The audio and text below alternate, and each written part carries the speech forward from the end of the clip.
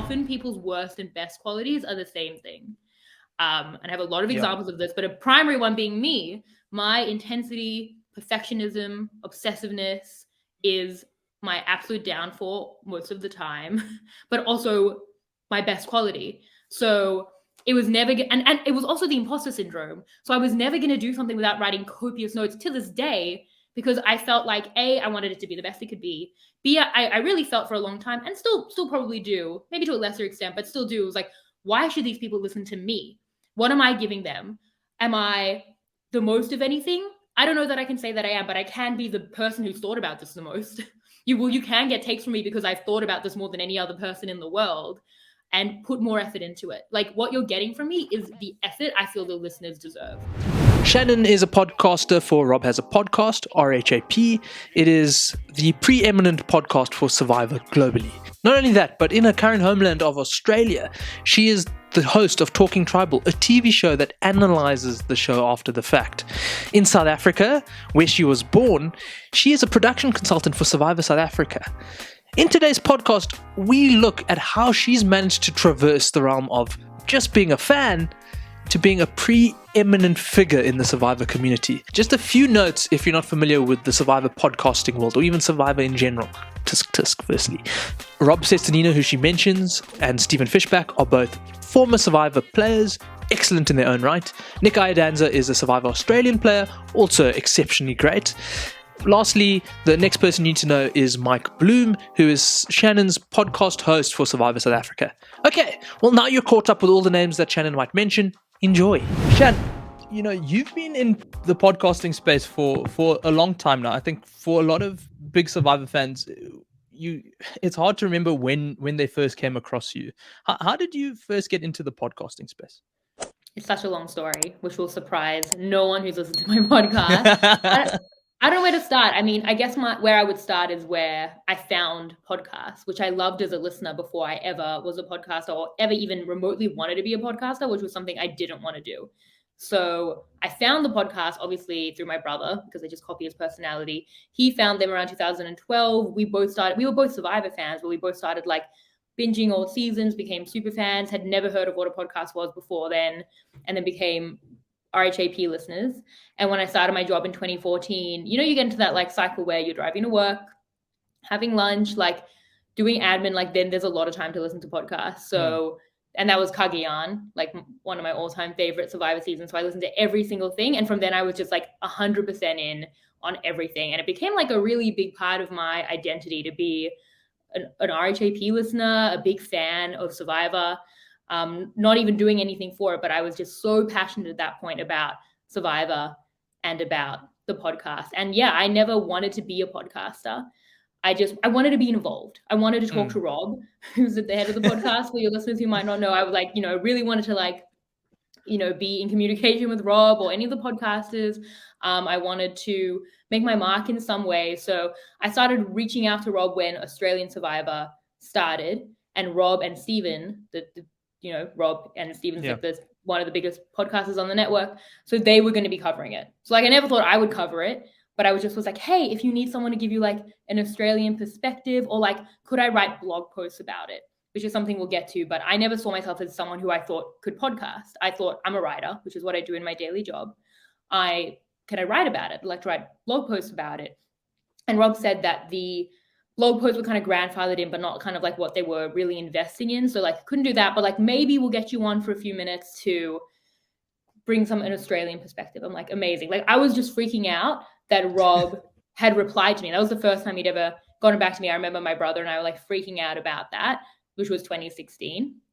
And he knew me from a segment that I'd sent in on a voicemail podcast, a game. So I'm like, I'm the inventor of the Rupert Tweet game. And he was like, oh, the inventor of the Rupert Tweet game. Like, there was, because again, I had like lived and breathed this thing, had sent in voicemails to try to be as much a part of it as I could. So that was that year. It didn't work out for me to come on the podcast. But then 2017, you're going to have to stop me once I start going month by month. Yeah. So the very end of 2016, actually, they're like, we are going to put out like a competition where you can audition to do podcasts for the Game Changers, because that season was coming up, classic, incredible season of Survivor, obviously, where they were all going to be returnees, and Rob wanted to speak to one person who was going to go back and watch the whole season of a player play and come on and tell you everything about this player, how they think you would do, insights into their game. So I was like, I didn't want a podcast, but I wanted to talk to Rob. So I was like, great. So I remember I got my buff out, I recorded a whole video where I wanted to be the surreal expert, which was my favorite player of all time. That was aiming high. I wasn't going to get that. Liana Boris got that, and so she deserved. I ended up getting Debbie Wanner, which was my road basically into doing the podcast. But this was the most exciting thing. I remember being with Peter in Japan, and I was like, oh my God, I get to do it. I know a lot of people had tried out. I just got so lucky that I got chosen for that. So watched the whole season of Debbie. I did a song, did so much prep. I was so excited. And I remember I got on the call with Rob, and he was like, no, I said, oh my God, I'm freaking out. And he said, don't freak out. And I'm like, no, I can't. I'm freaking out. That was the first time I'd spoken to him. And we did the podcast, and I loved it. I loved it so much more than I thought I ever could. It was the most fun thing I'd ever done, this podcast. I didn't think I'd wanted a podcast because, again, in my head, I'm a writer. I've told myself I'm a writer. I'm not a podcaster. My accent is weird. I speak weird. I speak in this emotive way. I'm pretty insecure actually about the way, I was at the time, about the way that I speak. I'm a writer. I write things. I can edit them. That's my way that I do media. But I did this podcast. I loved it. It sparked something in me. It sustained my happiness levels. It elevated them for 3 months, just as one podcast with Rob. Then it came out, I was part of this community. It was everything I'd ever wanted. And from there, well, that was the first podcast. Should I go on chronologically from there? Please, it's a really compelling story. Yeah, so that was the beginning of 2017. So I'm at this point, the podcast is such a big part of my identity, what I want to be a part of. So I did a few things. I reached out to Rob, and I said, anything you can give, I want to do, basically. That was the first thing. So I got made as part of this writer's room of people who would maybe come up with songs or games or segments or ideas or jokes, or Rob would just bounce ideas off of. And we had video meetings, which were the highlight of my week. I was now in meetings with Rob and other people who I'm still friends with to this day. And that was so much fun. No one knew about it or anything, but it was just the best time. And then the other big thing was that Australian Survivor was then given to Nick Iadanza from Rob and Stephen, who realized after one season that that's a lot. Also very fair. They gave it to Nick, who'd been on 2016, and I'd loved Nick and fangirled over Nick and messaged him support at times. And I remember sitting, and my mom said, I was like, I think I'm gonna maybe I should reach out to Nick and offer him help, because I'm a big fan of Australian Survivor and RHAP, and he's doing Australian Survivor and RHAP. I'm like, maybe I will, maybe I won't. I remember my mom was like, do it right now. I remember where I was sitting, I reached out, I'm like, Nick, any help that you need, I'm happy to help with anything, let me know. Said this whole thing. Again, not expecting to podcast, but just wanting to be involved. My hope was that maybe with Rob, maybe I'd get to do an off-season podcast every so often. If I could get to doing one podcast a year, I would have been happy, because it again sustained my happiness that first one for months and months. So I messaged Nick, and he was like, great, that's awesome. I'm like, oh, okay, cool. I thought many people would be messaging him. So I started doing a lot of stuff for that 2017 season of Australian Survivor, all behind the scenes. Wrote a song, we did games every week, we did segments, Nick would bounce ideas off me. I wrote sometimes exit interview questions. It got more and more, and Nick gave me so much credit on the podcast. I became the know-it-alls intern. That became my title. And then I remember Nick called me, and he was like, I want you to come on and do a recap with me. And again, this was not my intention. This was the most exciting thing ever. Not only was I going to do a Survivor podcast, I was going to do a recap. I was I didn't understand why I was getting the slot. So I did that podcast with him, one of the 2 podcasts I did in 2017. And again, it was the best fun I'd ever had. I prepped so hard. I did a practice podcast with my cousin before we spoke for 2 hours. And these jokes coming in. Lucky there was a 3-2-2-2 plurality vote. It really sparked what would end up kind of becoming my commentator identity. Best thing I've ever done in my life. So that was 2017. That was also, it was all the writers' room stuff, all the background stuff, the intern stuff, and then those 2 podcasts. And then that led to 2018, which again, am I going year by year? No, it's before you get into 2018, I want to ask a question, maybe make a comment. On the comment side, your journey, as we hear it, it is very typical, I think, of any superfan's dream. When you idolize, whether it's a band, whether it's Harry Potter, whatever it is, I think everyone imagines a chance meeting, becoming friends with a celebrity or whoever you look up to, and slowly just integrating into their life until we're friends and I'm part and parcel. Like, that's the fan dream. And Yeah. it's amazing hearing you talk. That's exactly what you managed to achieve, and so much more. So I think hearing you talk puts a smile on my face, because I know how many times, and I'll use Harry Potter as an example, I would sit and think about, jeepers, if I just got the chance to meet them, I'd be friends with them, and then who knows what would happen next. And that's exactly Yeah. what you're describing, which is Yeah. Well, sorry, it's more, what's more with podcasting, I feel with the parasocial relationships, because it wasn't just that Rob was a celebrity, and obviously I love people on Survivor, but Rob was like the voice in my head. He was all I listened to every day. And to get comments now from people where they say the same or feel the same about me is an amazing thing, because I know exactly how it feels. I say to Mike Bloom, my co-host, all the time, like he was a podcaster long before me, and he'd be like, yeah, we've been friends for like 4.5 years. I'm like, yeah, but like 7 for me, because of the parasocial relationship. Like, he was already a friend in my head. And so, you respond back to them. Like, you're listening in your car and you respond back to the podcast. So it was like, as much as I'm a super fan of like and Survivor players and all that stuff, like, it was particularly with the podcast where I felt like, this is my friends, this is like my community. And I think a big thing is like being part of like a really, really tight-knit community growing up, like the Australian and South African Jewish community. When you grow up, you're like, people kind of find their new space, because you're not going to, a Jewish school anymore. You're kind of finding your own space. And for me, that community became my community. So it was a combination of idolizing someone, and I completely idolized Rob and still do. In a professional sense, he's absolutely like a mentor and an idol to me. But beyond like the celebrity factor, it was like, these are my people, these are my friends. Like, and you talk to me so much, like, can I talk back? So I think like the parasocial element of it always fascinates me with podcasting on both sides of it. And that was definitely like a really big part of it.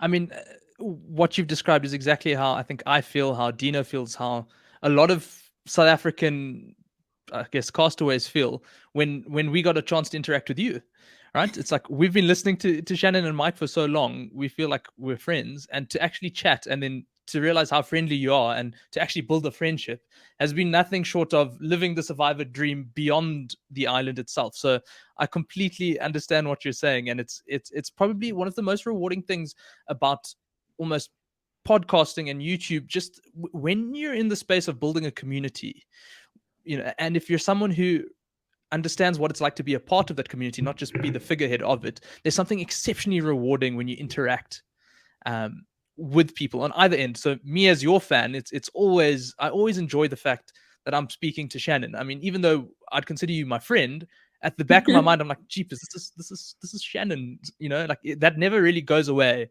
Or I don't think it will. It still hasn't.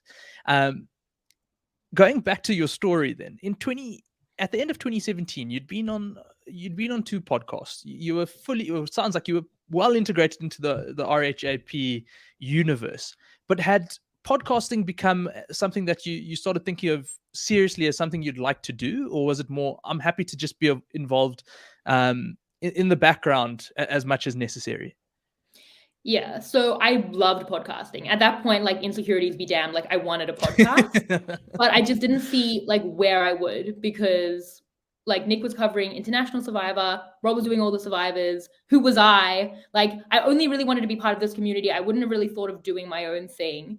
And it was all being covered. So I thought, like, okay, best case scenario is I'll do like 3 podcasts a year. And that would be the dream. I was like, the real dream would be if I do like one, off-season podcast, 1 or 2 with Rob. I keep pitching him like good ideas, and we do something fun, some weird like listicle thing, like kind of like what Mike has been doing with like our play this, but like best moments of blank or something. I'll come up with some idea, and then maybe Nick will have me on once per season, so that's 2. And if I keep building like the pipe dream, which has now been like obliterated by all the other beyond the bucket list, as I say, dreams that have happened, was like, if I do enough of that, like maybe one day Rob will have me on like a feedback show, which at the time was called The Voicemails, which was the dream. Because I would like send in a voicemail, and if it got played, I'd like almost crash my car.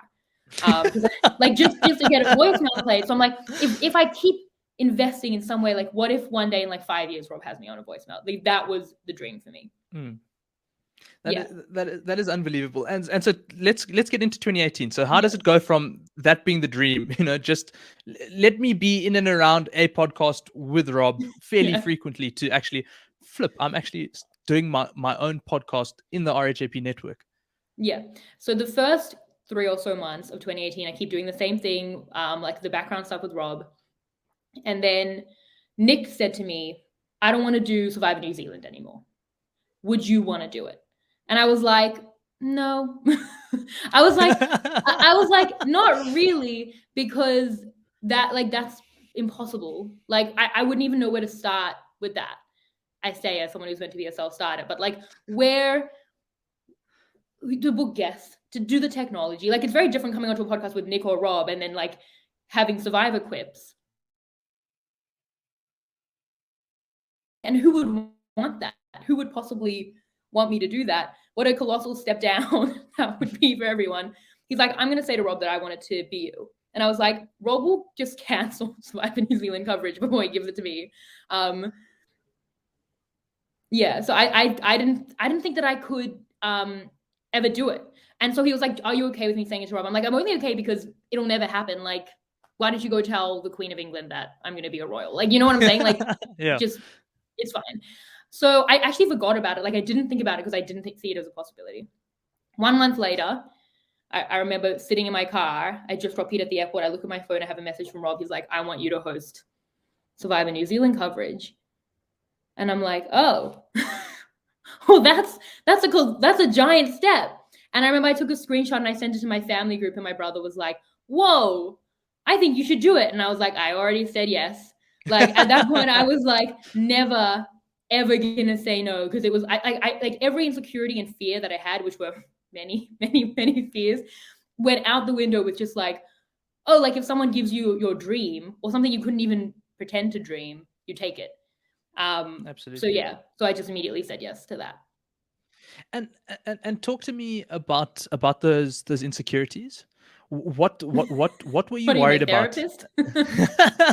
I do love the psychology of it, because I think there is something so audacious in going the route you've gone, because it's one thing to be a listener and a fan and to fantasize and dream about it. It's another to have it, at your doorstep. And it's easy to say yes because it's something that you've always wanted, but it's also daunting because you're asking a lot of yourself, and you're really questioning whether, I love listening to Rob, for example, but now I'm putting myself in the shoes of being a Rob, and it calls into question, will I make him proud? Will I make myself proud? Am I good enough? I've spoken to you enough to know that, but you and I both feel like imposters often enough. So talk to me about, the overwhelming sense of excitement, must have been huge to counteract the feeling of insecurities. What were they at the time? And the reason why I want to dive into it is because looking back now, it makes perfect sense for Rob to have asked you that. Like, why wouldn't he ask the Shannon Guss? I guess. No, but I was no one. I was like, that's a bad business decision, Rob. Like, don't do it. But that's exactly it. So I'd love to hear, what were your insecurities, and why do you think that Rob took that punt? What about you did he see that he thought, Shannon is the right person for this? Well, it wasn't just Rob. Like, it was 50 Nick. Rob, 50 Nick. Yeah. And Nick, I think, like, Nick took the punt to even have me do a recap. Nick saw something in me, and we had so much fun. Like, it was always the chemistry that Nick and I had, that we still have in our friendship to this day, that we had fun talking about Survivor. And maybe, like, he saw that I would have fun talking about it regularly on a podcast. And maybe Rob saw that. Maybe Rob saw that in our meetings. Like, I don't know. I didn't feel like I was auditioning, but maybe I had accidentally been auditioning in weekly meetings for a year, giving my ideas on Survivor, giving takes that I guess would relate to who I would become as a podcaster who has takes and segment ideas, which is like a big part of who I was. So why they took the punt, I mean, I still think why, to be honest, but like maybe that was why. From like an insecurity perspective, I mean, I had I had only just decided this was something I could even remotely do as a guest.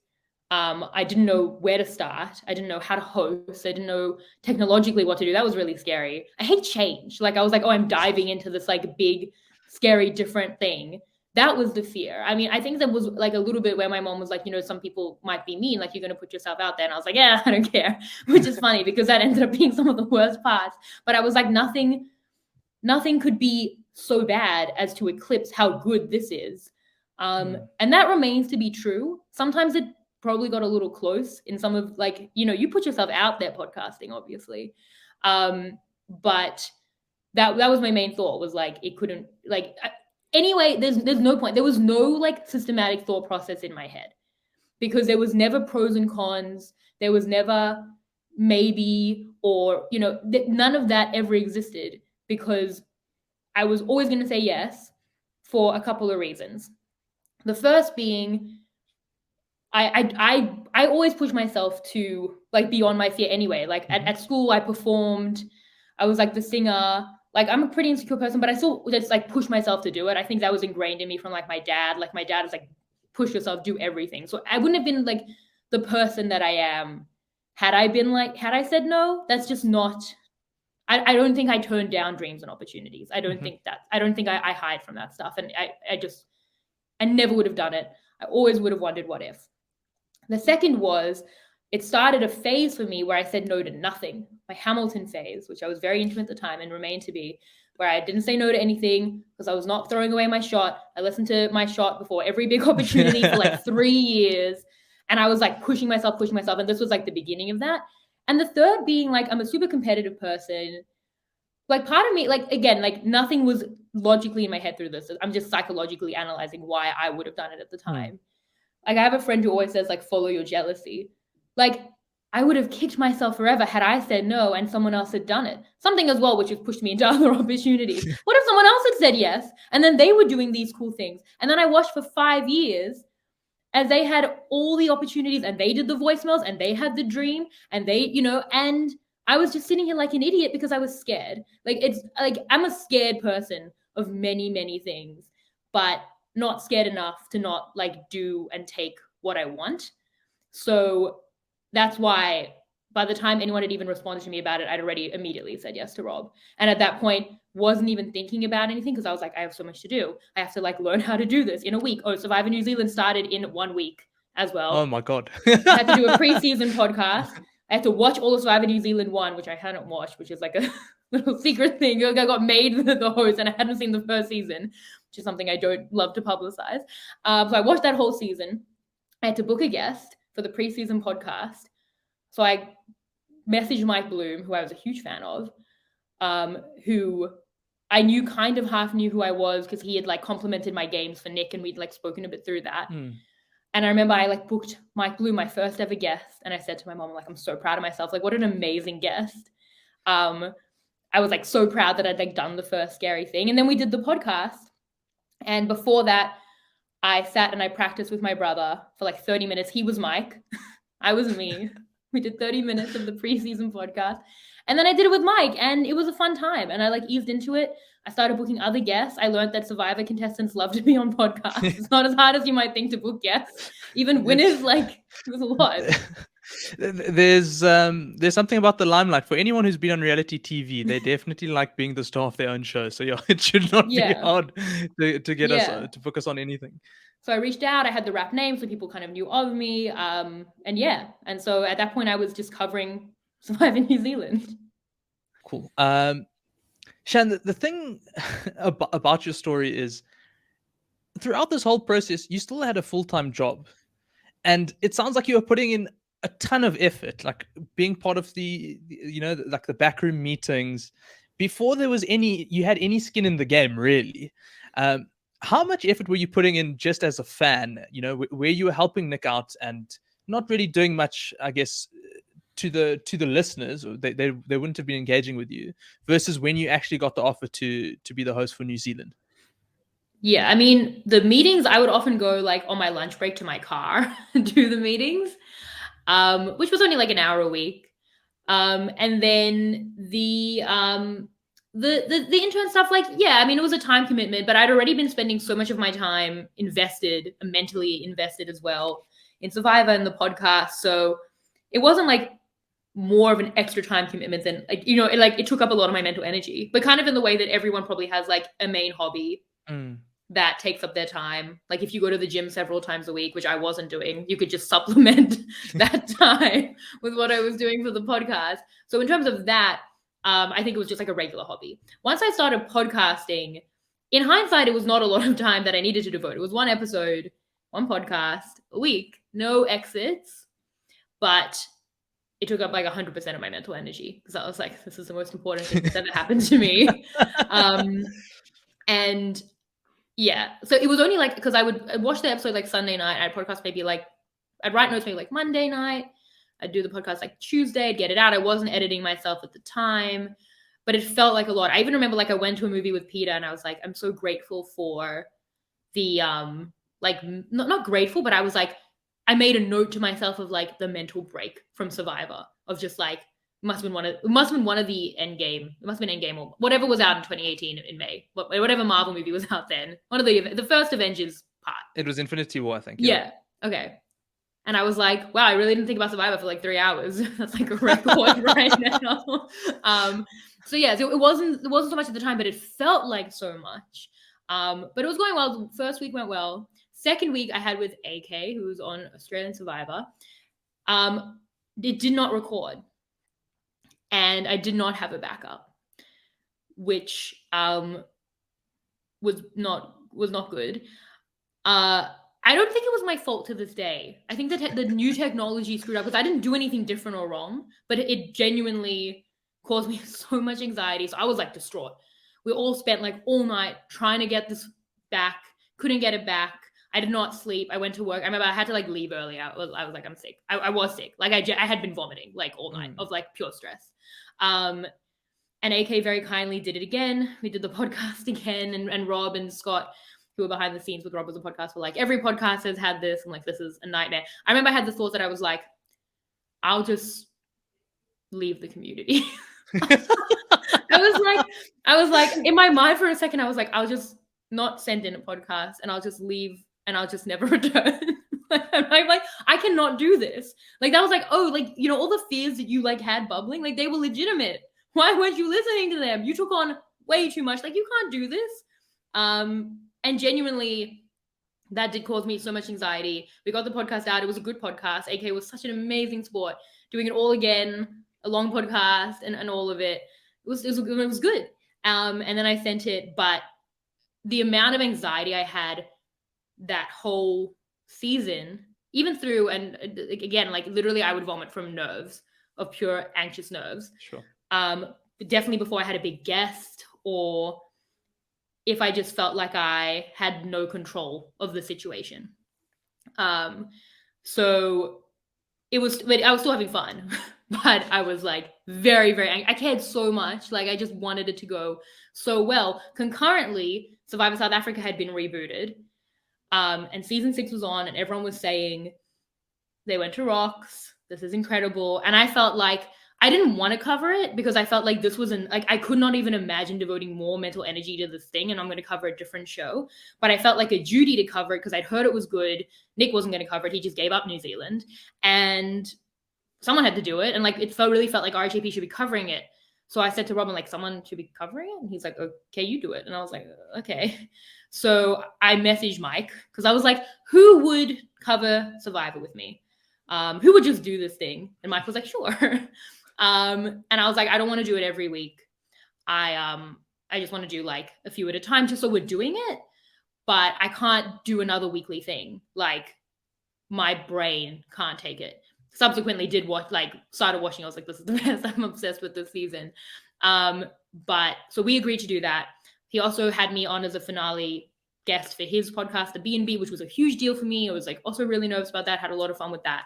So that's kind of how I was growing it at the time. And then with Survivor South Africa, as everyone knows, it got so good that Mike and I had to do it weekly. And yeah, because I didn't want to have guests for that as well, because like booking more guests, like that all felt like a lot as well. So I was like, I'll do it with Mike every few weeks. It became weekly. And then by the end of those 3 months, I'd done like so many podcasts because we covered like, 2 whole seasons. So you short-circuited the years of listening and not actually podcasting by doing more episodes than people would dream of in those 3 months. And Shan, you know, I always love asking this question because where you are today, right? You're a production consultant for Survivor South Africa. You're the host of Talking Tribal for Channel 10. Looking at Survivor Australia. You're when it comes to Survivor Global, you are the preeminent face, and it's been a long journey, right? And later on, I'll ask you about what are your goals looking forward. But when you were starting in 2018, what were your goals, and how would you have defined success in that period? That was the goal. Like, I had reached the goal. I was like, I'm going to cover this one season of Survivor New Zealand, and maybe one day Rob will have me on the voicemails. That was always the dream. That was it. I had a chant in my head where it was like voicemails. Like, that's all I wanted. So yeah, the voicemails were my dream. Covering Survivor New Zealand, that I was doing that now. Nick might have me on a podcast. That like still was the thing. Like, I wasn't even thinking beyond it. I was like, I'm doing this thing now. Like, that was, I didn't think anything more of that. I was like, this is absolutely more than I could have ever envisioned for this. And did you inevitably get onto voicemails? That's a really good story if you want to hear it. Well, not really. Not really. Well, let's hear how you achieved this this goal, because and then you can tell us about the empty vacuum that came once you achieved this years-long dream. Yeah. Well, okay, so I did those 2 seasons, and then I done like this. The whole summer had been like I'd been covering it, and then I don't remember. An Australian Survivor had also happened, and Nick was covering that, and he had me 3 times that season. So I was like, this is great. I'm covering South Africa. I'm covering New Zealand. I'll be on with Nick a few times a season. Like, this was beyond more. Maybe for like someone like Mike will have me as a guest. David Blueberg has me as a guest. And maybe I'll get on the voicemail. And then for the first US episode after that summer, the premiere of David versus Goliath, I remember I was at my friend's bachelorette party, and I got this message from Rob, and he's like, would you want to be the voicemail guest for the first week? And I just cried. I was like, because like genuinely, like, because I can't say any other thing I've achieved has been my dream, but only because I wouldn't have even thought to dream it. Like, I wouldn't have dreamed like I'm going to be on the Survivor after show on Channel 10. Like, that didn't even exist. Know-it-alls, which we'll talk about, I would never have even imagined, but I really like dreamed of the voicemails. And like that, I've said it before, like I hope everyone gets the chance to have like the true like realization of a dream, not even a goal, because it was always a bit of a pipe dream. But I was like, oh, I'm now doing the voicemails, which was one of the most fun podcasts I've ever done. Still, like, it was such a dream. And then I was podcasting with Rob, who had been a guest for South Africa, and I'd done like the Survivor history quiz. So I'd podcasted with Rob again twice, but like we had our own one-on-one in the voicemails in the slot. I've gone on a lot about the voicemails, but it really was like really the dream. And that was that year. And then I had like a couple other guest spots, but it was like, those were the things. And then honestly, it did feel a little empty. Then it started to feel a little empty until the next year of international came around, like again, more in the summer, because New Zealand got cancelled. And South Africa was going to come back in the summer. And Australia, Nick had like heavily hinted to me that he was going to be giving me, which again, I was like, okay, maybe if you do, but like I didn't take it as like a certainty. But even then, I now was like addicted. I was like, where am I? I didn't get to podcast so much during season 38, which was maybe for the best. But yeah, I was just like, I wanted a podcast all the time. And now like Survivor was happening and I wasn't podcasting, and it did feel like a bit of a vacuum. Yeah, which takes us into 2019. We did another year. We got through it.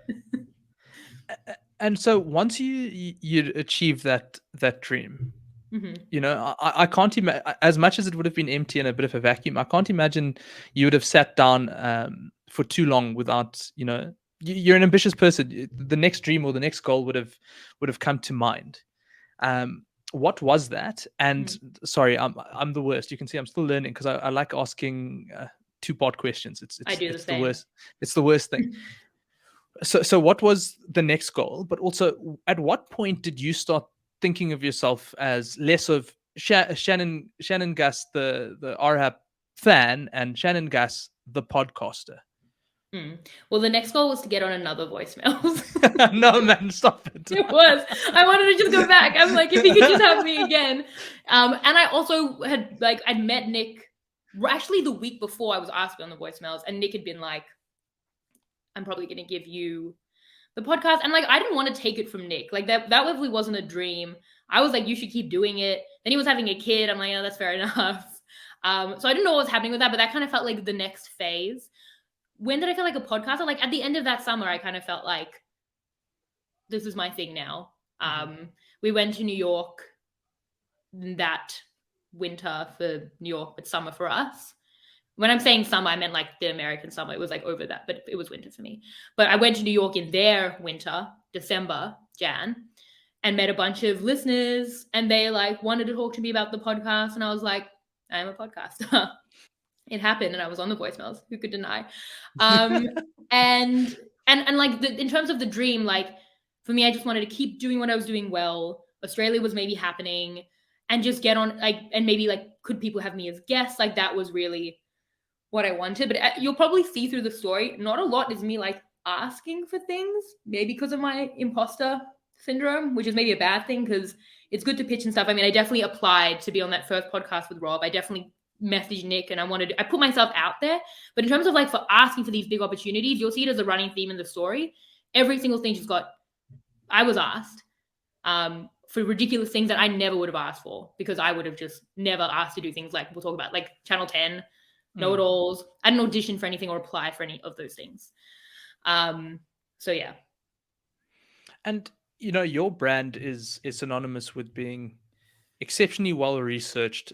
You know, your analysis is thoughtful, it's thought provoking, it's in depth. At times, as a player, I've messaged you and been like, "Have you spoken to production?" Because you know exactly what I was thinking in that moment, right? That's very much your brand. You're deeply empathetic, and you'll cry for players, and you'll laugh with them, and you'll feel everything they go through.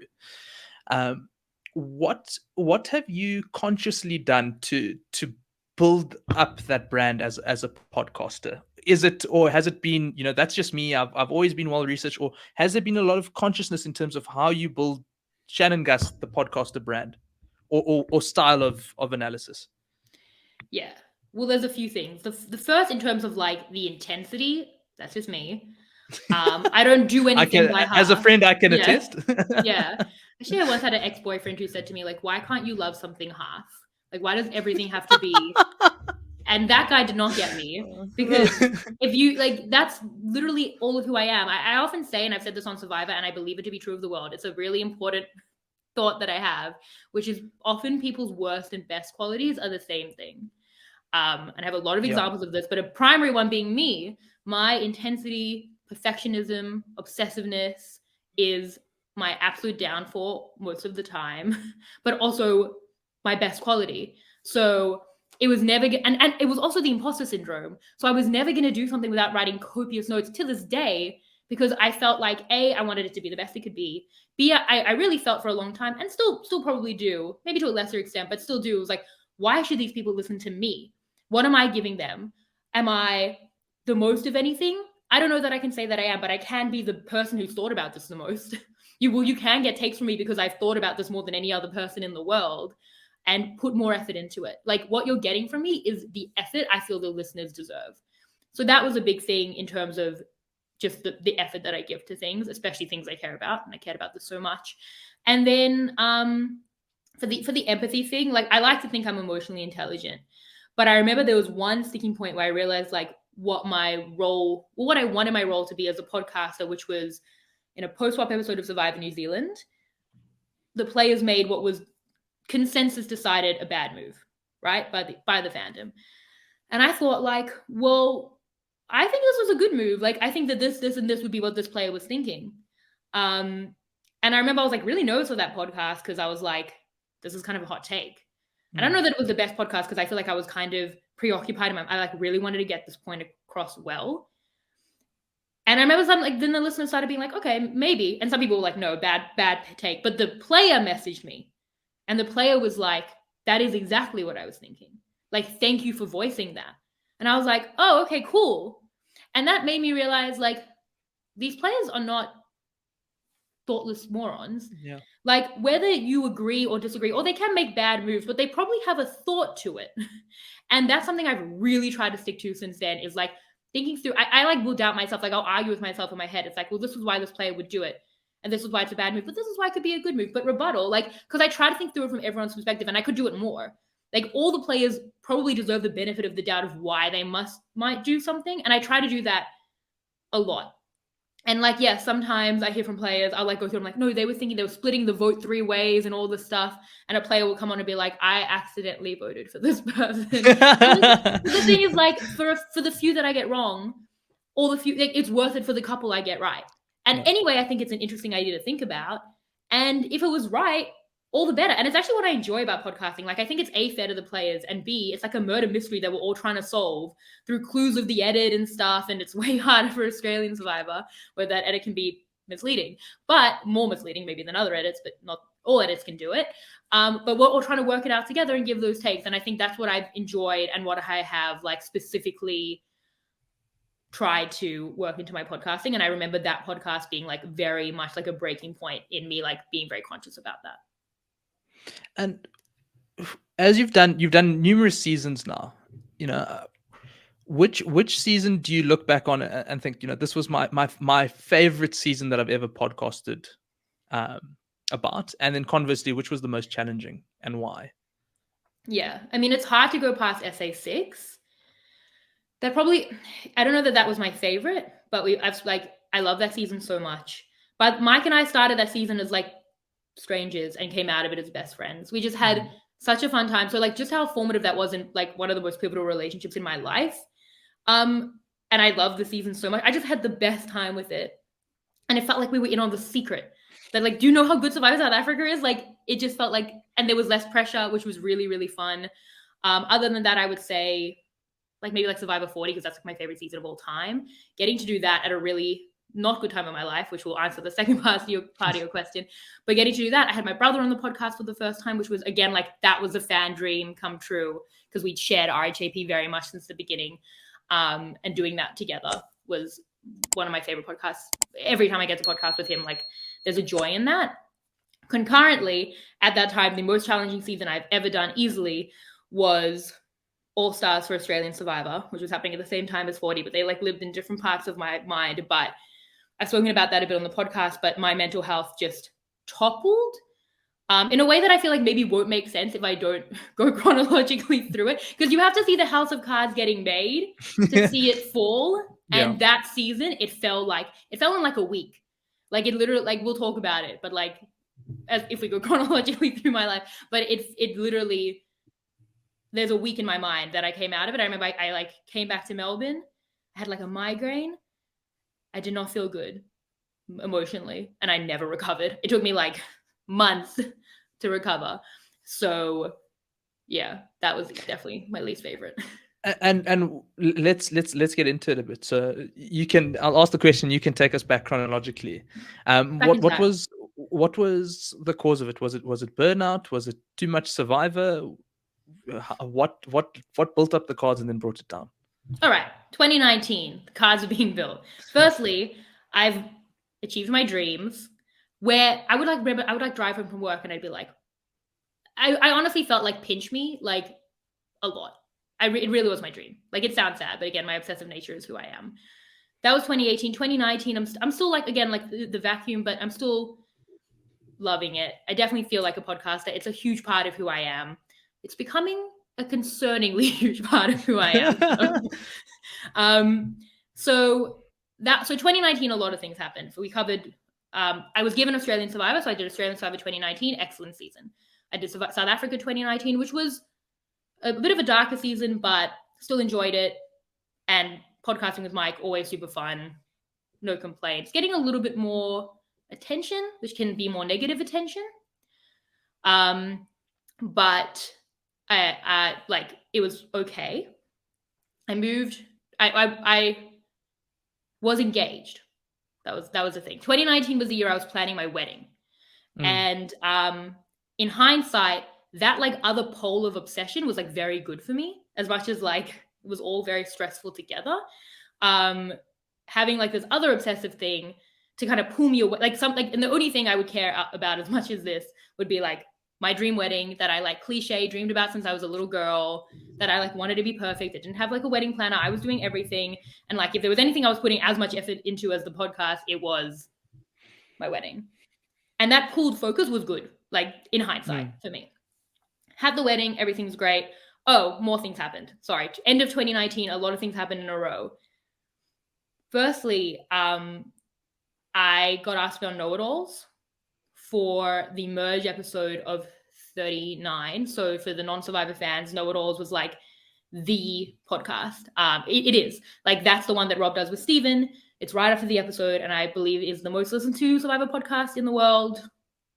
It has to be. Yeah. And had been, like, as much as RHAP had been the thing, like, Know-It-Alls was really the thing. I listened to all of it, but like I said this at the time, like watching Survivor and then turning on Know-It-Alls straight after, it was like a ritual that a lot of Survivor fans had, that I had. And I remember I was on the way to pick up my wedding dress. It was like 4 weeks before my wedding. And I got a call from Sam, who works for Rob, who's a friend of mine, who had actually been in the writer's room as well. We like started there together. He works for Rob now full time. And he called and Steven was away. He was like, would you want to be on Know-It-Alls? Know-It-Alls. I'd never done live. I'd never done video. No one other than Josh Wigler and me, no non-Survivor players have ever been on Know-It-Alls.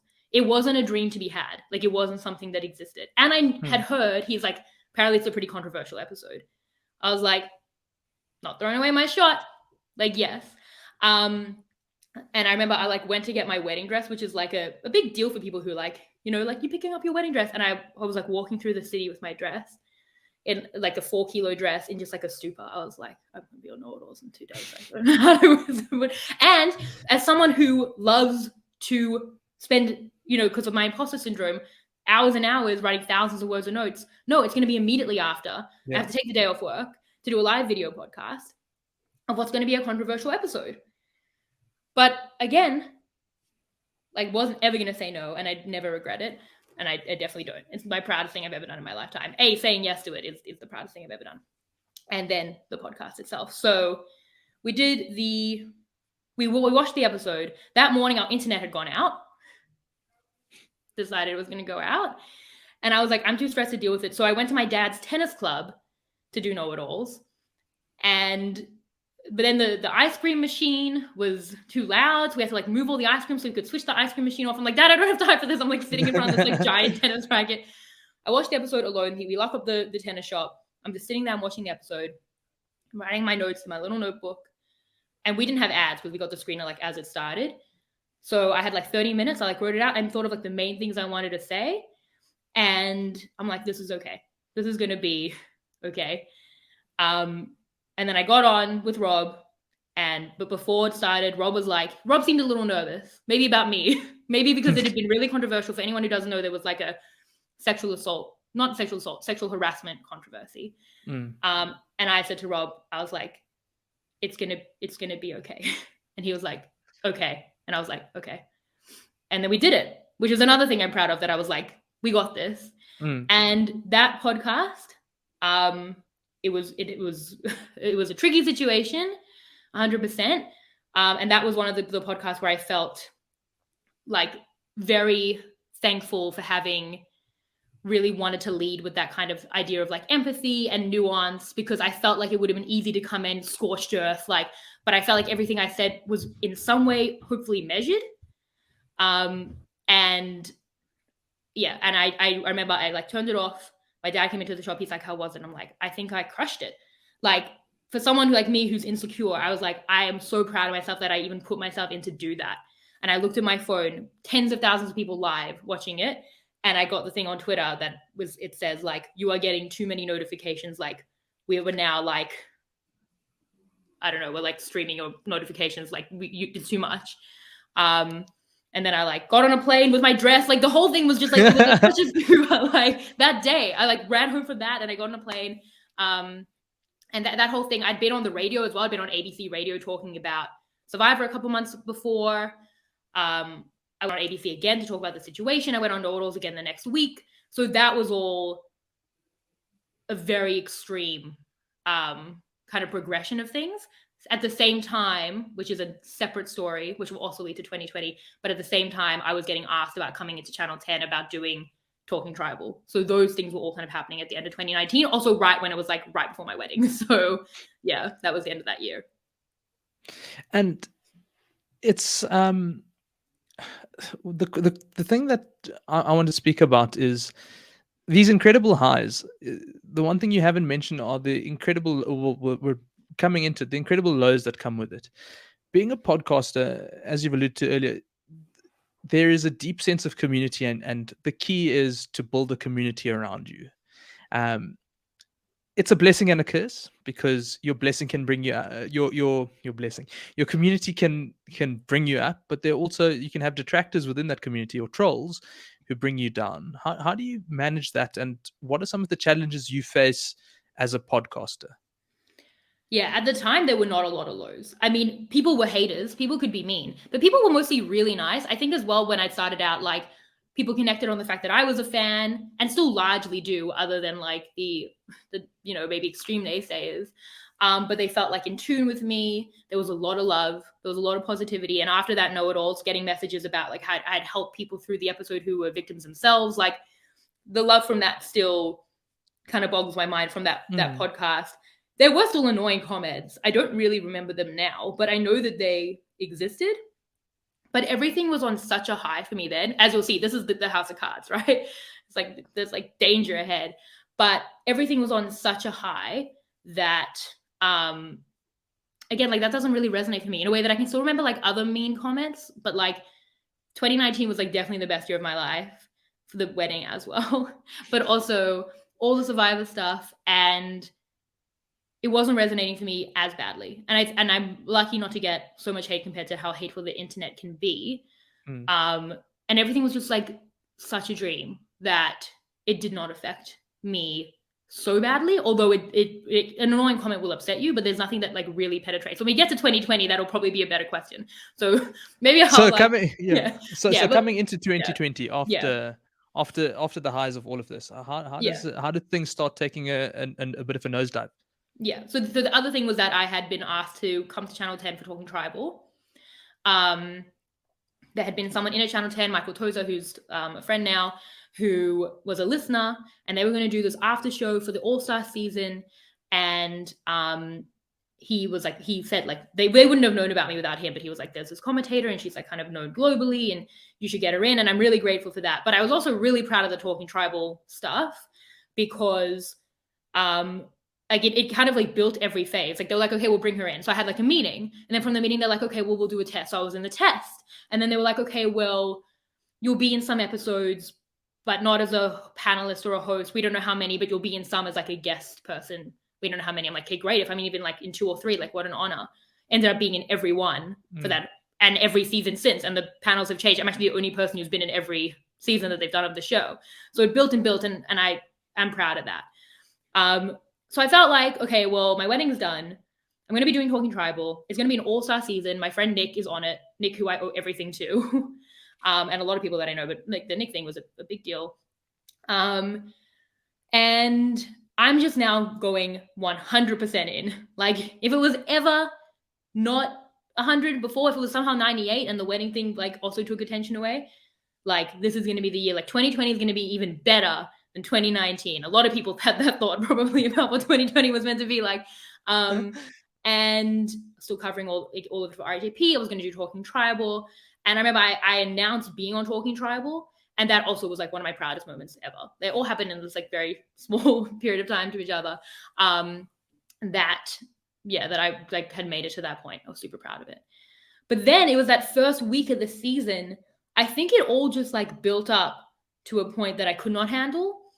Talking Tribal, I came in as an 01 to most of the fans. They were like, who is she? I like mildly criticized David, who was a player on that season, who the casuals love. They came for me. I was responding to people, which I subsequently learned in therapy was my desire for control. At the time, I responded to every negative comment, which was doable before, but like then it started to be a lot. And when your whole identity starts like willingly being built up into this one thing, if that starts to get punctured, like your identity will crumble.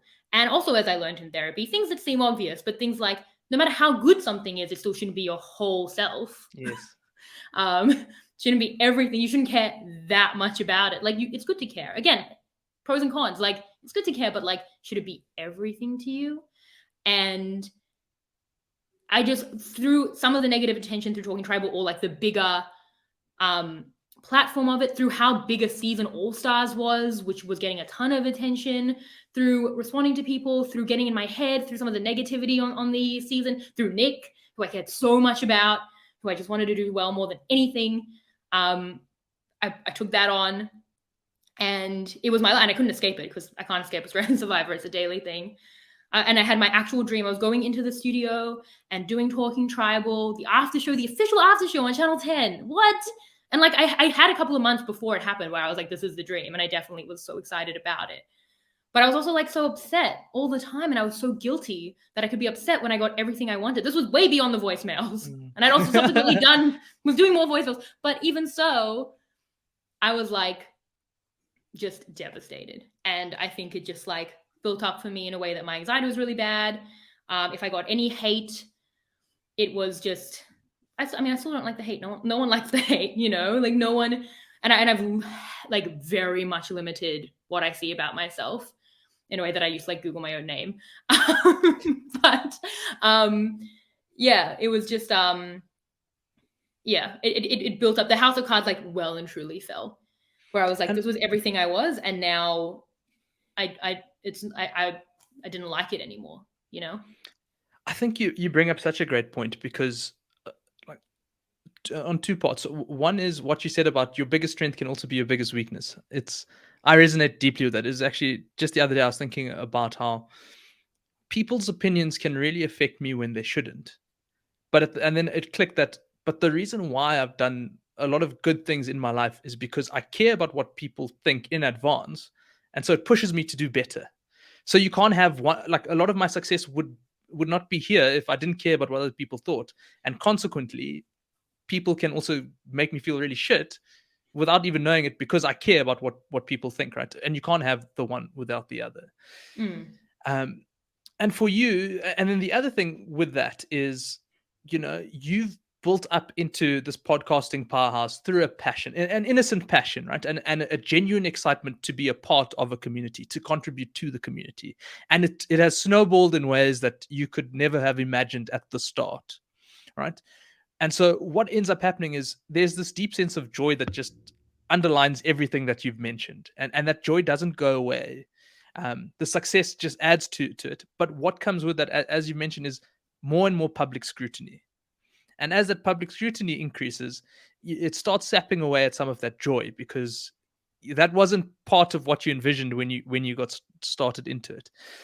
A lot of people at that point, Chan, would shy away and would retreat and withdraw, and almost they'd lose the love for whatever it is that they had, because they can't handle the pressure, or it just wasn't something they intended to have happen to them. You've seemed to have bounced back from it and steered further into it. And you know, it almost, as an outsider looking in, it almost seems that it doesn't really bother you, and you found a way to manage it. And the reason why I'm articulating this at length is because I think that is something so important for people starting out, whether it's a business, whether it's a passion, whatever it is. At some point, you're going to reach a point of success. And with that success comes negativity, or the first failure, or something that just was never foreseen. And it's so important how you bounce back. How have you managed to get that right, and learn to almost ignore the noise and focus on what you actually love doing? Well, I would say that the main thing I disagree with you, I mean, the only thing I disagree, the rest I agree on. The only thing is I didn't bounce. I clawed.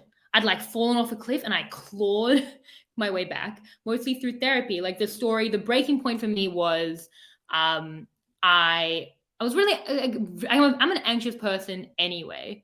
And then I was like a depressed person and like very anxious. And every day, my whole day was being caught up in like responding to every person on Twitter, which was something that like I felt I had to do, which is like another thing, like my OCD, my anxiety, like I have to be doing this even when it's negative. Let's get into the debate, even when it's not mean. Like it's like a lot, you know, like even like negative attention to the other players. As I said, like even to Nick, it would get to me, and it was every day. And I remember I went on a cruise right before COVID, which was its own thing.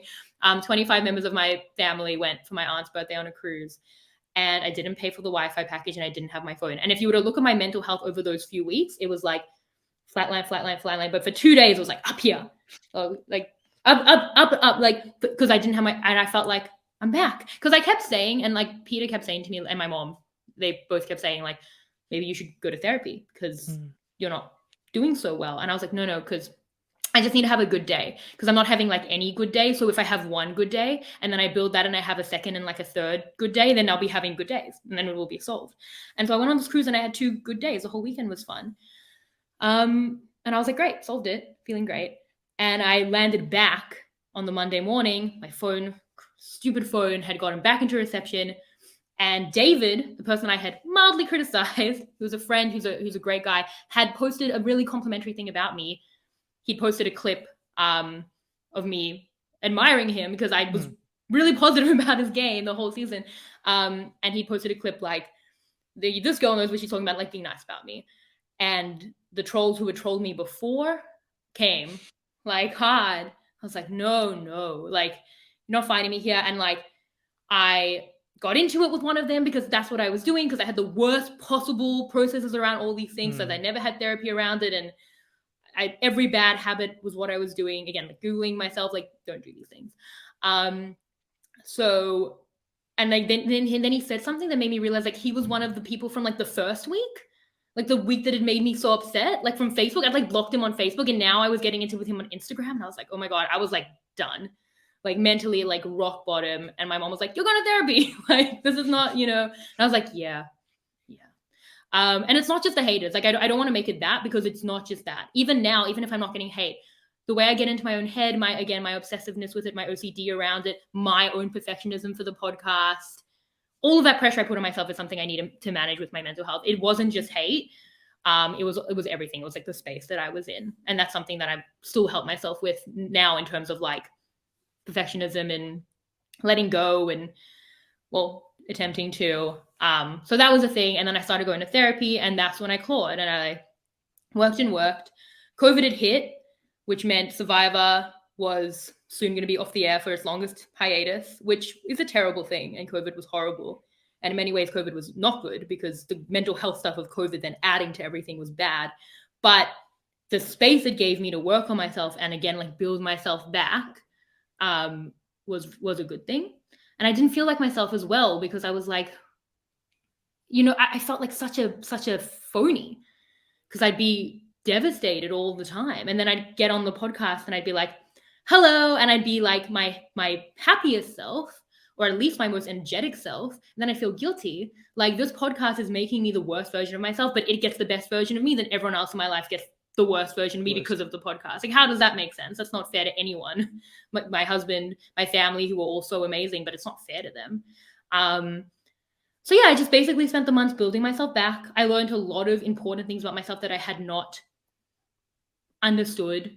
Like, you shouldn't be that, like, you shouldn't put all of your eggs in that basket. Not all of them, maybe just most of them, like you should have a sense of yourself outside of this. You shouldn't put that much pressure on yourself. Like, there's so many things. And I built myself back, and COVID allowed me to do it slowly with guest appearances, with covering Survivor South Africa Champions, which was super low stakes. And I spoke about it on that season. I did it with Mike. It was an old season. We loved the season. And like, I was scared of doing Survivor, like wading into it through that low stakes means was very good for me. It allowed me to put the tools I use into practice, because I would like get some hate. I'd be like, this is unfortunate, but we're learning together if this is working. And it's not just like a barrage of hate. It's like one thing, or like one Reddit thread was like really mean to me. And I was like, but I'm doing well. So now I'm like putting the tools into practice in ways I didn't necessarily want to test out, but I accidentally did because people were mean to me, and like, it's going better. And through like literally a year and a half, over a year, until the next time I had to cover a live season, I built up these skills. And I was still terrified. Like, when I did the first week last year of Australian Survivor, which was my first season back, Survivor South Africa, I was doing your season. But again, like, there's a safety around South Africa for me a little bit. I'm doing it with Mike. It's a bit of a smaller scale, and South Africa just feels like home to me in terms of Survivor South Africa. Australian Survivor, I was scared. I didn't know what had gone wrong last time. Was it talking tribal? Was it being the bigger fan base? Is the Australians like fan base worse? Like Nina? like all of those things are like probably partly true, but it just was like a perfect storm of things. And I remember I did the first recap with Rob, which was really fun and good. And I just like, I just cried because I was terrified. And my therapist was like, I think you're a little sad for your former self that you like went through that. And like it was. I think that's what it was, because I was looking back and I was like, I'm doing this again and I'm so scared. I'm like, I'm terrified because last time I lost like my whole mental health. And if that happens again, the crazy thing is like I should be thinking that I'm gonna have to go through months of this again. What I was really thinking was then I can't cover Australian Survivor anymore because I can't go through that once or twice a year and build myself back up after a period of 6 months, because then that would just be me. And I was really terrified that that was going to be my experience again. And it wasn't, but it was still a very, very scary thing. And my therapist said, my therapist is amazing. My therapist said that if you do something and you're scared, it also means you're brave, because you're scared, but you're doing it. So like, you're brave. So I would say that to myself all the time. I'm like, you're scared, but you're doing it, so you're brave. And I invested in my mental health, and I blocked some sites. I stopped caring as much what people think. I still care a lot, but I cut off my capacity to find out what they think, maybe a little later than I should have. And I got through that season. And then I think I'm at a point now, like I actually really think that I'm at a point where my mental health won't fully depend on a season. Like some are more stressful, some are worse, some are more fun, every season is different, but I don't think it can rock me as much as it did. I don't think it can. I definitely don't think it can. I don't think it can define me the way that it did. I think I have like really good skills in place that I'm pretty proud of, that helped me get through it as an anxious person who's putting themselves all the way out there, which is what podcasting is. I just feel like that's something that I can now achieve mentally, which I'm pretty proud of. It's always a journey. Like you never like reach destination with it. But yeah, I honestly feel like that was it, that I was clawing my way and like dipping a toe in and hardening myself against my own insecurities and fears and all the things. And that's, basically what I've done over 2 years. I think that's genuinely, that's honestly amazing. And so much kudos and respect to you for that, because it's not like you're doing something where you're not in the public light. Like by putting yourself out there consistently, you're opening yourself up to criticism. And one of the things I've had to learn is people will be mean for the sake of being mean. And I have a feeling you and I think very similarly, where you won't say something unless there's logic behind it. So if someone says something to you, you automatically assume that they have a similar thought process to you, and you try and find the logic as to why they've said something. And sometimes people say the worst things for the sake of saying it. It's fascinating how things impact you. And for me, it's just like, it's so great to see that you keep doing it and you're not letting it affect how much you love Survivor. And I think that's important. Yeah, are we going? Yeah. Okay. Yeah. Talk. Sorry, then I have to edit this. I mean, I think that was always my fear. It was like, I'll quit the thing that I love doing because I won't be mentally strong enough. I mean, that's definitely how I saw it. I don't know if that's correct. I definitely felt like my therapist was like, had you not come to therapy, you were probably going to quit. And honestly, like, it's hard to imagine what would have happened without COVID, like without that time and space to put those things into practice. Like, had I been thrown into another season of Australian Survivor in like July, probably wouldn't have been ready. It might have sunk me. Depending, it might have been a really fun season and it might have been okay. And I was getting those skills around that time, but like maybe not. So it's hard to see how it would have gone. I don't like to think that I would have given it up because it means so much to me. But yeah, every instinct and habit I had around it was wrong. Just even in like, the sense of community and stuff, like you want to be a part of it. That was a big thing, was I wanted to know what every single person was saying about me. And again, it's like the control thing. Like if I know, then okay, then I know. And I also like wanted to then correct them if like, it's like sometimes like people would say something mean about me, but it was a lie. And I'd be like, no, but like, it doesn't matter to them whether it was right or not, but it really mattered to me. And I was like, hey, be truthful in your hate of me. And all those things were wrong. Like, I mean, this is meant to be more about like business, not mental health, but like you don't need to know what every person thinks about you, especially when they think bad things. Like, it's fine to shield yourself from that. Like, and like, I'm still growing with it. Like I have kind of like my feeling around like my people and my fans and like my community that I feel good about. But for sure, like that, still people can hate on, but again, they have like way less opportunity for me to see it. Sometimes people cannot say a hateful thing, but it can still upset me. I'm a very sensitive person. It's actually funny because, like, if I think about a lot of my friends who podcast, we go through it together. I want to say as well, like, Mike was instrumental in this for me, to like be a crutch for me and advisor basically through a lot of this, and friend. I truly don't believe I would have got through it even before the therapy. But a lot of people who podcast are like maybe softer people, because it is that sense of what you said before. It is that sense of like wanting to empathize and analyze, and it's kind of like these like soft skills that make you like kind of, you should be a bit emotionally vulnerable because you should be seeing people in that way, but it also kind of leaves you wide open to criticism when you're putting yourself out so much. And I became really fascinated with podcasting as a concept, as someone who'd always been a writer, because when you're a writer, like, you have your voice, but it's quite dissociated from you. You know, it's not so personal to you. You're writing it out. Depends how personal the piece is, obviously, but there's a gap, there's a distance. Whereas podcasting, I was like, these people can hear how I talk. They'll hear my anecdotes. I've never been someone who's like so robotic about it. Like, you'll hear every part of me, to the point where I'm comfortable saying all of this stuff and have said bits of it, you know, on podcasts before. As much as I was coming in and I felt being a little fake around, like, I'm going to cheerily talk about Survivor, and like, that's not the place that I'm in. I still am like pretty open. I've been open about these struggles before, especially when I feel like it's my listeners, where there are definitely haters like hiding amongst them. But I feel like hopefully you like think the best of me. And I was like, this is a lot to put yourself out there. And I know that maybe people listening who don't know the Survivor stuff as much are like, why was it such a big deal to you? Even when I'm saying it was my dream and it was pinch me moments, it was because for years before even doing the podcasting, it had just been so much of what I cared about, you know? And when you like rise up the ranks of that and just achieve things that you wouldn't think that are just cool specifically to me. Like, would another person think this is so cool? No, they'd be like, what is RHAP? But for me specifically, it was like my Everest. Yes.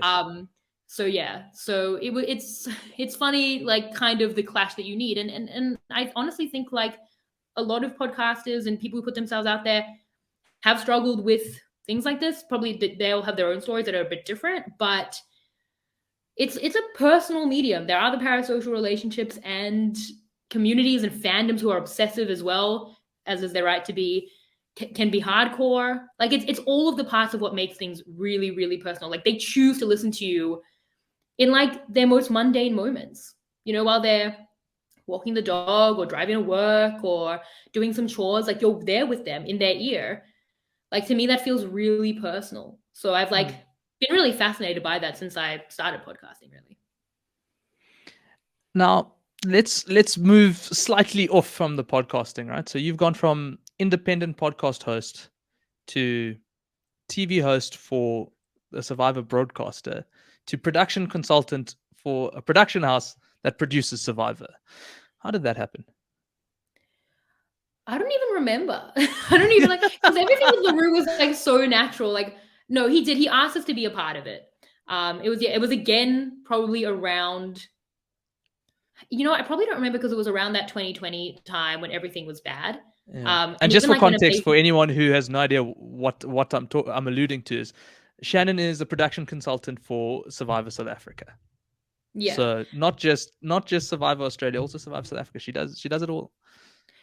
Yeah, I mean, not the production consultant for Survivor Australia. Yeah, I do US Survivor on the podcast. I do all the Survivors on the podcast, and then I do the after show for 10. And I've been doing some writing for them, which has been really fun as well for me. And then I do production consulting for Survivor South Africa. And I think LaRue must have asked in 2020, which is kind of like a bit of a gas leak year for me because I don't really remember when good things happened. But I'm sure he did. I think with LaRue, like, LaRue cares so much about what the fans think. I know that, like, you know, we could be critical of twists. I remember, like, we had Josh Wigler on the podcast, and he was very critical of Letitia's, was it a vote steal at the final four or a vote block at the final five? No, it was a vote block at the final four. I know LaRue wanted to prevent fire. I think it was a vote block, and Josh thought that was way too late, which we agreed with. And I think LaRue was like, well, next time we'll just chat it out before that goes through to production. And he, you know, we always had such a good relationship with LaRue. Another thing that I don't even remember it happening or how it started, because it was just like so natural and how it evolved. And that's just really a credit to LaRue and how much he cares about the fans. And yeah, that relationship where he'd always helped us with, exits and deep dives and all the stuff, and always listened to the podcast, that just manifested in him wanting us to do production consulting, which is super fun. It's very different to everything else that I do. But yeah, we just come on, have a chat, long, meetings around production every week, the twists and things like that, which is, yeah, very interesting, especially in how it like influences my commentary. Like I was saying this on a recent podcast, was like, oh, I like the way that they cast returning seasons. Like I see that differently now because I've been on the other side. So it definitely helps me. It should make me maybe a little bit kinder to twists in general, because I can see how hard it is to create Survivor, but I still feel I'm now even more angry at this twist because I don't even understand how you got to this point. Like, how did we get here? So yeah, that's been really fun. And that's as well just like a positive experience, which is good. And what, having achieved so much, what does it leave for you to achieve in the future? Like, as a podcaster who now, is on TV shows, is behind the scenes with production, what really is there left for you to achieve when it comes to Survivor podcasting? Yeah, I mean, I think I have to, like, again, everything was asked of me. Like, I should put myself out there a little more, maybe. But it's hard because I give all of myself to the things and I don't have that much time. And I don't want to do things in half measures. Like, I always love to guess. Like, doing something like this is super fun. I'm probably going to be doing more writing for Channel 10, continuing on, hopefully, with what I'm doing. I did, like, the memo, which is, like, the cameo equivalent this year, which was like a nice little extra thing that Peter had to push me to do, again, that I was asked to do. But and that was like the most imposter syndrome. I'm like, no one's gonna want this, but it has been like a fun little way to connect with the community, like just pushing myself out there, where I kind of want to be like a Survivor personality. What I call it with Mike, like not Survivor celebrity, but I don't know, a Survivor person, basically, where my commentary is like bountiful, basically. Like, oh, I'm on TV, I'm writing about it, which is like something really fun that I've like come around to write about it, doing the podcast, doing production consulting. Like, if you want like personalized stuff, like where can I give my thoughts? Like, I want to be kind of this person to look to for that thing, rather than it just being in like specific content. Above that, though, I would like to do more outside of Survivor. And I need to think about what's worth it for me, because again, it has to be something I'm really passionate about and have time for. But I'd love to maybe cover a different show that I'm obsessed with. And like when I got to cover, that was another thing I did over the long Survivor break that COVID.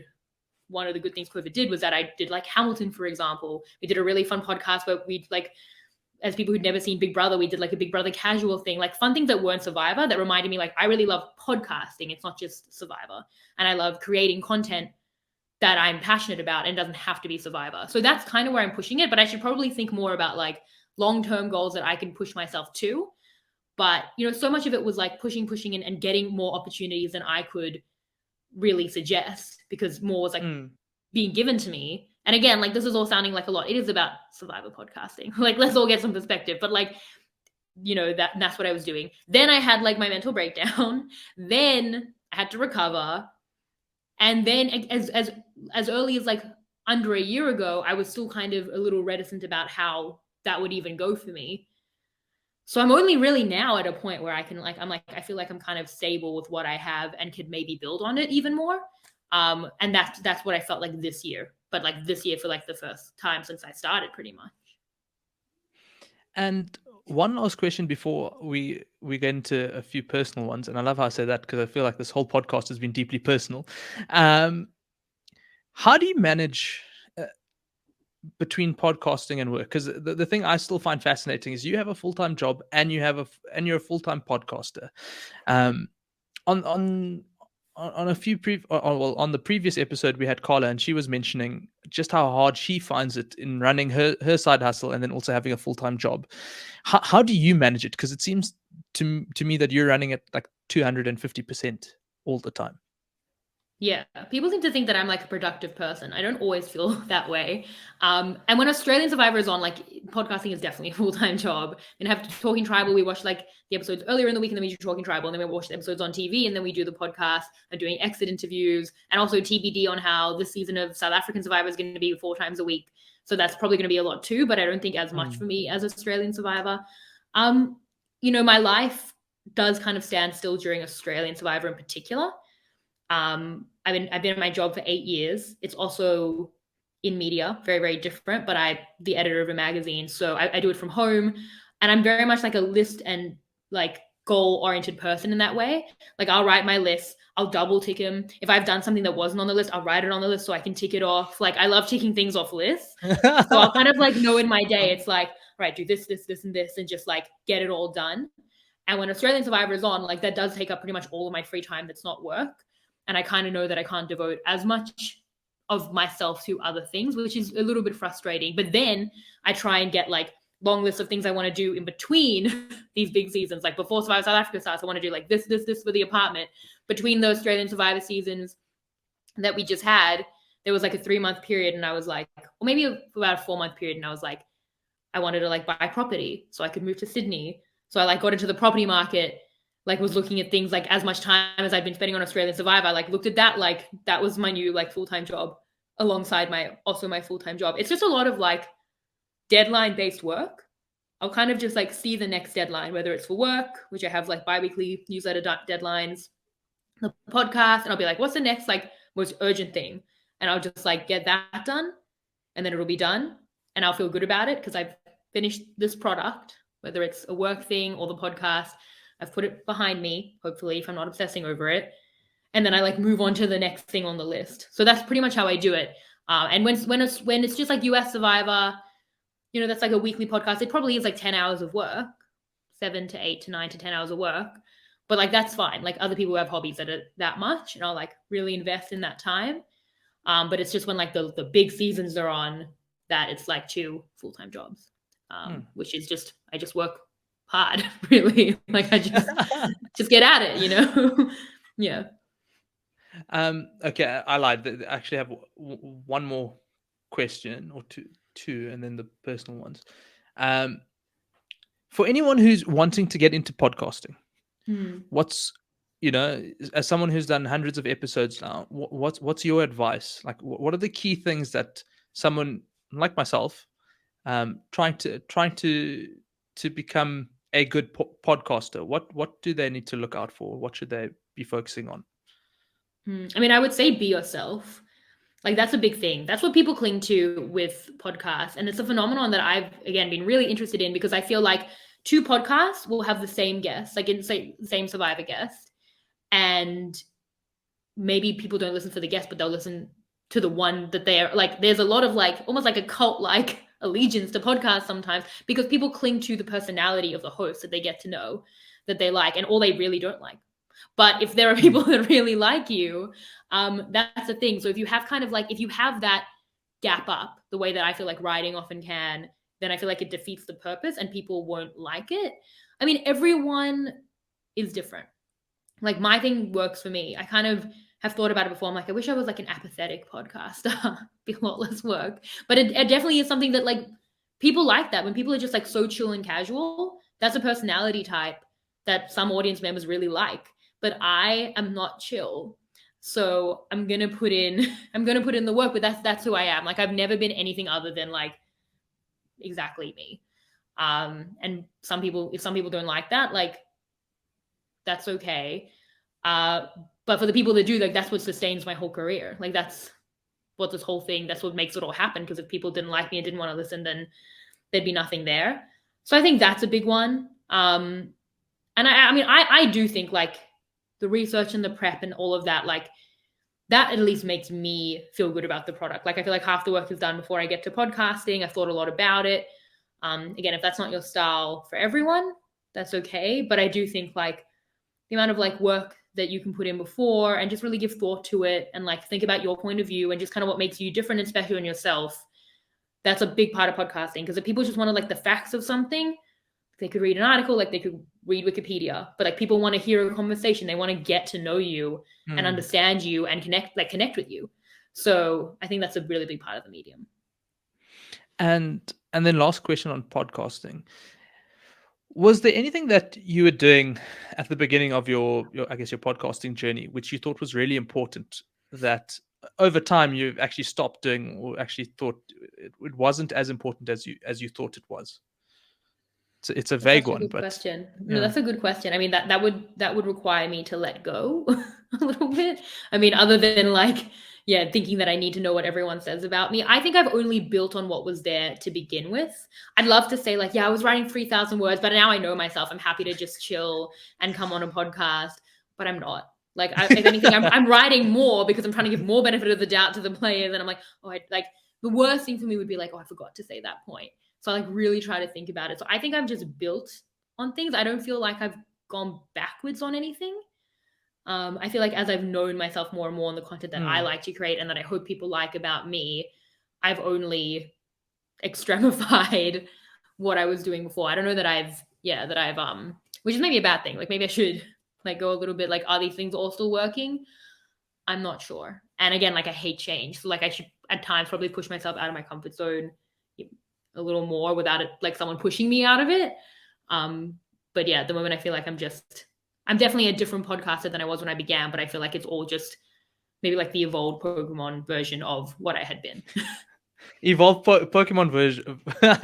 Yeah. That's something I could get into. What type of Pokemon are you? I was Pikachu and now I'm Raichu. That's the only thing that I can think of for an evolution. Peter's going to be extremely ashamed that I can't think of others, because I know that there's like Charmander and Charizard, but then there's like one in the middle. Charmeleon. Yeah. Now onto the personal stuff. Two questions. So number one, now that you've been on the Self Starter podcast and you understand what it's about, if you were a listener, who in your world, whose Self Starter story do you know that you think would be a good story for people to listen to? Yeah, Rob. Rob's told his story a couple of times, but you know, Rob was my idol, is my mentor. He's someone that I like really, really respect, which I think is like vital to have in a professional capacity. And that's how I see him, where like he once tweeted, like he was tweeting our podcast and I was like, did he do like 10 podcasts today? Like I was like, and then I was just like, wow, I'm so proud that like to be like basically supported by Rob, you know, like, and he really took a risk. Like he took a jump on even starting the podcast, like kind of before podcasts were even known. And he's absolutely like, I think the best in the business. Like when I podcast with him, like I learn things. When I listen, I learn things. Like he's so good. And he has his own, you know, different style, but he's genuinely like someone I look up to so much. And he, as a business person and as a podcaster, like really took that leap for what he wanted. So definitely Rob. Awesome. I'll speak to you afterwards about speaking to Rob.